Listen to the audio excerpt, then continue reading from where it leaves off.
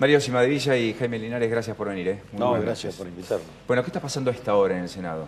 Estaban terminando el debate sobre el tema de la deuda, de los bonos, de los fondos buitres.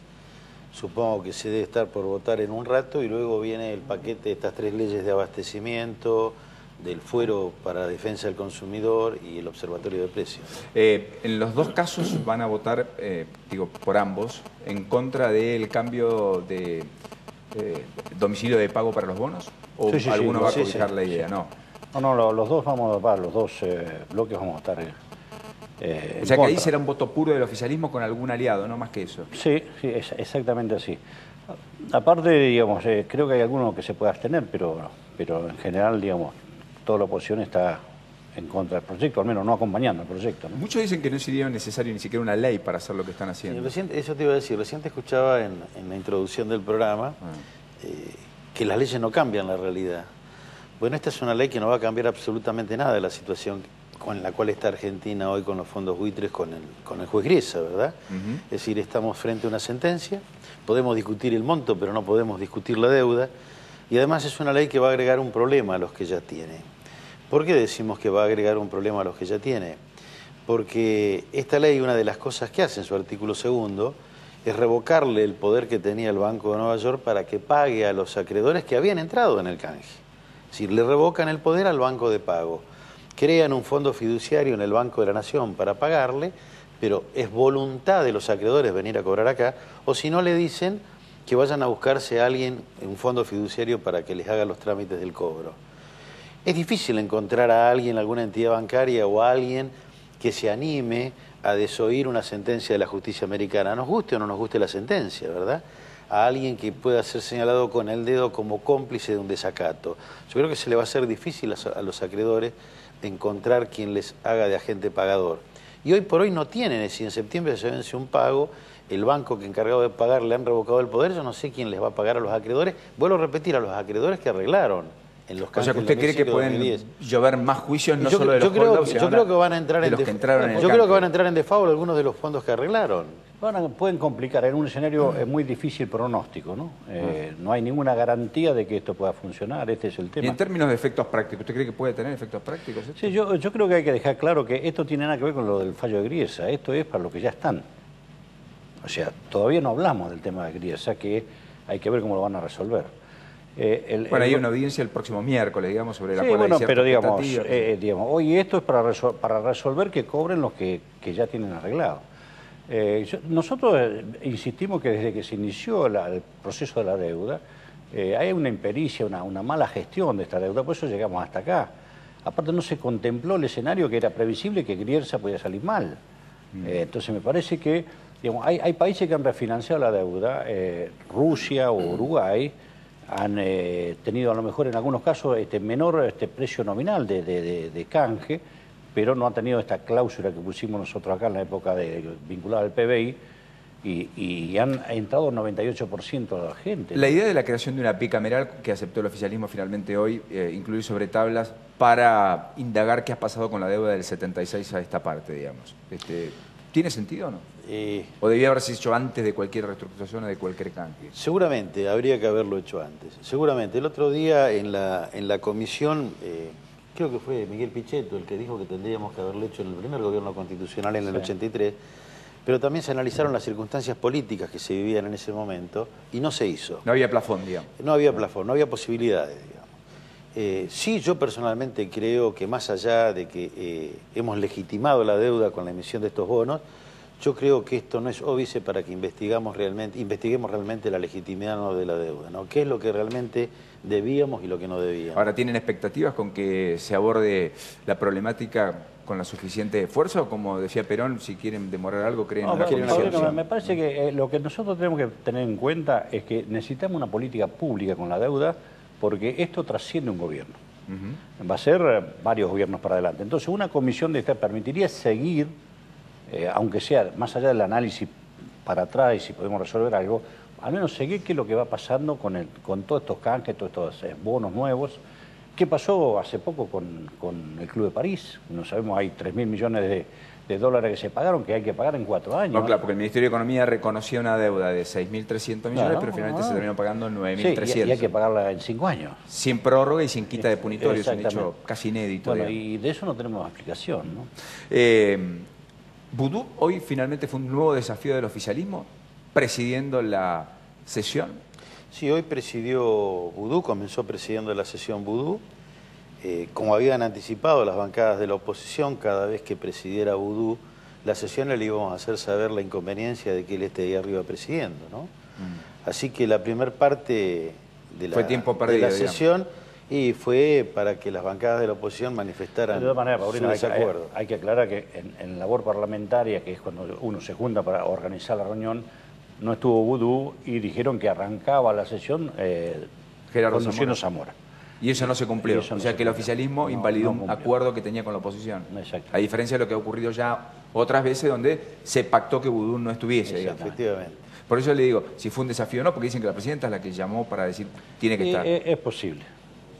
Porque además era el día en el cual a Vudú se le conoce en una de las causas judiciales que finalmente aquel Audi que Vudú dice que le pertenece y sobre la cual denunciaron que dentro de ese auto había material que le robaron el día de la final Argentina-Alemania y por lo cual Agustina Canfer, su novia, pasó por el pasillo de tribunales para decir que era material suyo y no de Vudú, finalmente aparece en un domicilio donde nunca vivió Vudú, cuya mujer salió a decir hoy, mira, acá me llegaban las facturas, pero yo las rompía, esto por supuesto nunca perteneció a Vudú, un auto que además tiene una deuda de patente por más de 5.900 pesos y multas por más de 24.600 pesos, digamos.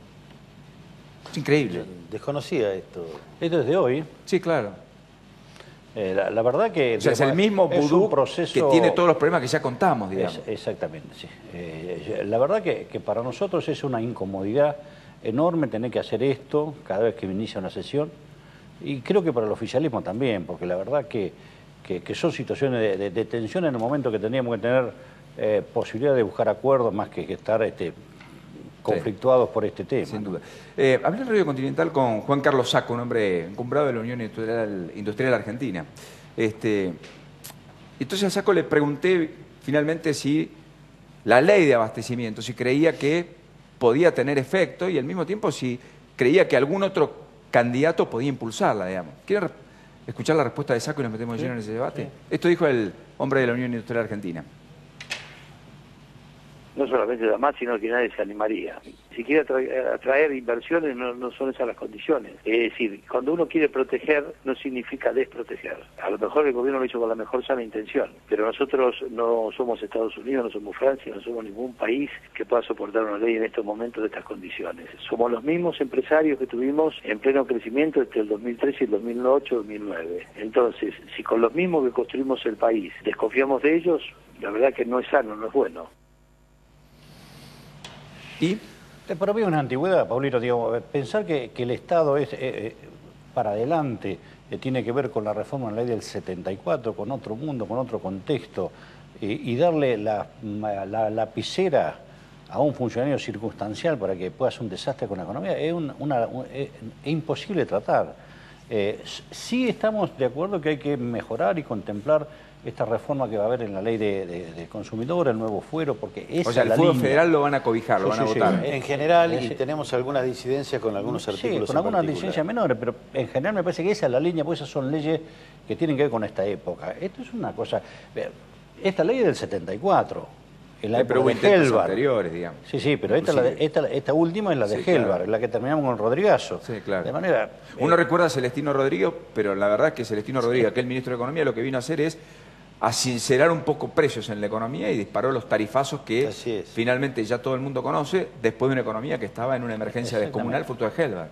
Sí, pero con esta ley, yo soy del sudoeste de la provincia de Buenos Aires, con esta ley Moreno hizo el decreto del 2006, donde puso no a la exportación de carne y puso el precio máximo al trigo. Entonces fundieron a la mitad los chacareros y hoy tenemos un trigo que no se exporta, que no se siembra.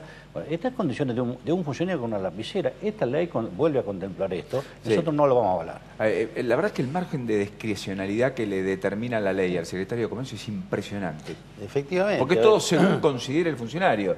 ¿Qué es un margen de rentabilidad excesivo? ¿Quién hace una intermediación injustificada? A ver, yo participo de la idea de que a veces el Estado tiene que intervenir, porque a veces el mercado solo genera muchas inequidades, muchas desigualdades, Natural. donde el Estado tiene que intervenir, ¿verdad? Pero poner todo el proceso productivo en manos de un burócrata que le dice cuánto tiene que producir, cómo lo tiene que producir, a qué precio lo tiene que vender, obviamente no va a dar ningún resultado. Hoy tratábamos dos leyes que, yo lo decía, ¿no?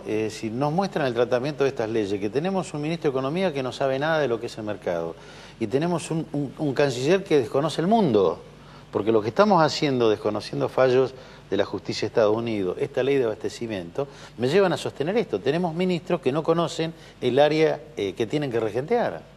Da la impresión, por cierto, hablando de la discrecionalidad, que es una ley que cuanto menos congela inversiones, por lo pronto, digamos. El gobierno dice, pero excluimos a las pymes, quitamos que los empresarios puedan terminar presos. Digamos, que son aspectos que se han modificado. Mejoraron algunos temas que son inconstitucionales, me claro, parece, ¿no? pero a la pyme que no le van a aplicar la ley de abastecimiento, en algún momento puede pretender ser grande, claro, y no va a tener incentivo para ser grande. Claro. Y además la pyme es proveedora en general de una gran empresa. Con lo cual, una mala gestión con una gran empresa termina afectando a la proveedora que es la pyme. Yo creo que también hay una estrategia. Nadie vende una autoparte, digamos. Está claro. Hay como yo veo como una estrategia del gobierno con estas leyes, tanto la de los fondos buitres como la de abastecimiento y todo este paquete de leyes, como que quisieran disimular sus responsabilidades por el mal momento económico que estamos y le echamos la culpa de la inflación agriesa, a los empresarios inescrupulosos. Sí. Yo creo que también hay algo de esto, ¿no? Hoy decían muy panchos y muy sueltos de cuerpo en el recinto los legisladores del oficialista que Grecia atentaba contra el valor de la moneda argentina con este fallo y que el 40% de inflación que tenemos no atenta contra la moneda argentina. Es decir, pues yo creo que con todo este paquete de leyes también están generando un debate que lleva a disimular responsabilidades por la mala gestión económica que ellos tienen, ¿no? Hoy Capitanich dijo que la Argentina prácticamente ha erradicado indigencia y hambre. Sí, yo no sé en qué país vive Capitanich, ¿no? Es curioso, ¿eh? Habría que ir a su propia provincia para ver cómo vive. Bueno, según el INDEC no tiene desempleo y tampoco tiene pobres. No sé. A ver, ese INDEC que debe los datos de pobreza claro, por los famosos problemas de empalme que Capitanich le asignó cuando en marzo debió comunicar el segundo semestre del año pasado y nunca hizo, digamos. Sí. Pero aparte, sin estadística no hay posibilidad de gestionar y ver el resultado. Este es el gran problema. Es que hoy estamos discutiendo los números. Estamos discutiendo los números, pero digamos, sabemos que la realidad es otra. Entonces, si uno no tiene valores reales, yo me acuerdo hace muchos años, hicimos un desarrollo con la Federación Argentina de Municipios, de gestionar por objetivo. Entonces uno tenía que tener indicadores para ver cómo evolucionaban con las políticas que uno podía hacer. Si no, ¿cómo controla? No hay manera. Y el INDEC es un desastre. ¿La escucharon al presidente hoy? ¿Al menos algún pasaje? No, andamos de tempranito. En el recinto no. ¿Le gusta la idea de que haya una obligatoriedad para que los chicos a los 4 años estén en la escuela? A mí me parece bien eso. En mi provincia se hace, ¿eh? En Chubut también hay... ¿Chubut tiene escolarización plena a los 4 años? Tiene escolarización a los 4 años. O sea, no solo la Ciudad de Buenos Aires, sino no también solo, Chubut. También hay alguna... Y creo que alguna otra provincia también, me parece. Es mucho más importante, Paulino, me parece, por una cuestión hoy de formación del chico, arrancar antes que terminen el secundario. O sea, es más importante que esté a los 4 años que a los 17 inclusive. Ojalá que terminen todo el proceso, pero si hay que elegir una punta, hay que empezar lo antes posible porque es la mejor manera que el chico pueda incorporarse a los nuevos conocimientos y a controlarlo. Ahora es cierto pero que... Volvemos también a la introducción en tu programa, ¿no? Una cosa es las leyes que obligan la escolaridad y otra cosa que la gente tenga la posibilidad de mandar a sus chicos al colegio, ¿no? El otro día veíamos en un programa de televisión en Misiones un chico que incluso había sido premiado por sus promedios, no tenía zapatillas para ir al colegio. Estas son las otras cosas que también hay que tener en cuenta, ¿no? Sí. La ley no soluciona el problema. Bueno, de hecho, a esta altura ya debería haber 30% de las escuelas en la provincia de Buenos Aires que tengan doble escolaridad. En general en todas, porque ella era parte de la inversión esta del 6% mínimo que se del preveía, Producto Bruto. Claro. Y sin embargo estamos con las primeras 100 en experiencia... 6% llegan en total. No el 30. No el 30. Nos falta quintuplicar. Sí, y encima tenemos peor calidad educativa. O sea, hay inversión que está prevista y todos estamos de acuerdo, pero algo está fallando, porque, digamos, falta infraestructura y la calidad es mala, ¿no? Cimadilla, ¿qué va a pasar con Ollarvide después de esta nueva denuncia, que es la, creo, 16ª que está contra el juez Ollarvide? Yo creo que ha habido en este caso de Ollarvide un accionar doloso. A ver, los jueces pueden cometer errores, pueden equivocarse en el análisis de los hechos, en la aplicación de algún artículo de algún código, pero en este caso concreto no estamos ante esta situación. Porque convengamos que Ollarvide, cuando imputa a Capaccioli y los demás imputados, la Cámara le revoca ese fallo porque no estaba fundado y era contradictorio, y le advierte que de ahí en más tenía que investigar, se me fue el nombre del otro juez, y que se tenía y que se tenía que apartar el de la investigación. Correcto, de la y no causa. solo no entregó el material. Frente a esta primera advertencia, él primero saca un auto de falta de mérito de los imputados. Por supuesto, la Cámara se lo revoca y le vuelve a decir que no tiene nada que hacer en esa causa. Y luego dicta un sobreseimiento, ¿no? Bueno, por eso ahora la Cámara lo manda al Consejo de la Magistratura. Yo creo que acá no estamos frente a un error judicial. Creo que hay una actitud dolosa del doctor Ollarvide que no tiene como finalidad generar confusión en la investigación de una causa, que ustedes saben que siempre esto es utilizado por la defensa para enredar los procesos y lograr algún tipo de impunidad con las personas que se investigan. Pero esta complicidad de Ollarvide con el poder político no es nueva. Convengamos que se han hecho favores recíprocos.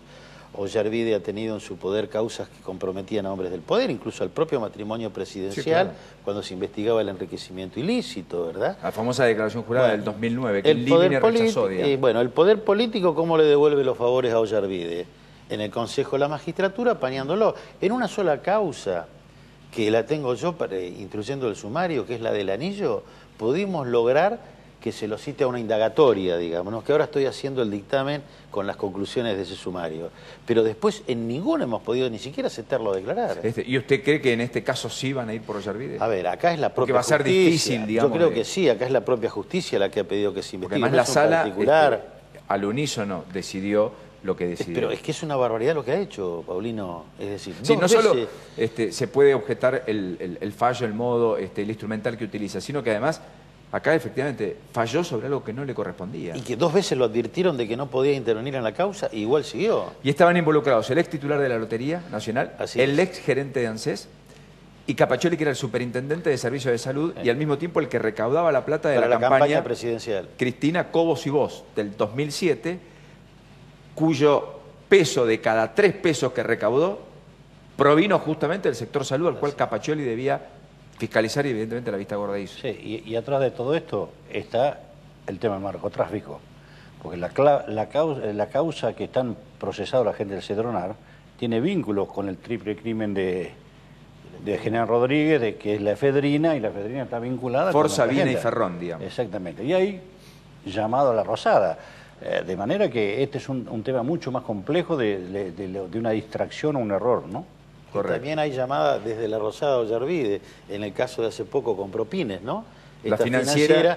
Por eso digo, Ollarvide... Que Ollarvide decidió retirar el allanamiento cuando estaban ahí. A pedido de Liuzzi, telefónico. El 2 de nada más ni nada menos que el hombre fuerte, dicen, del gobierno, que es Carlos Yo creo que Ollarvide es el paradigma de lo que no debe ser un juez y de lo que no deben ser las vinculaciones entre el Poder Judicial y el Poder Político, ¿no? Lo último a los dos, ¿imaginan una transición un poco más ordenada, digamos? Por lo menos la esperamos. Es difícil en este escenario que vemos día a día, ¿no? Pero la genética del gobierno indicará que no va a haber cambios. Siempre hay se redobla la apuesta, siempre, lo que hablamos de Budo ahora es un dato, pero siempre es de redoblar la apuesta en caminos que son ya demostrados que vamos mal y que se sigue insistiendo. Parece que yo no tengo grandes esperanzas, creo que va a haber mucho más tensión y tenemos una situación hoy compleja en lo económico, ¿no? Gracias a los dos, Cimadevilla y Linares, muy generosos. Pausa, cuando nos reencontremos nos metemos lleno en la economía.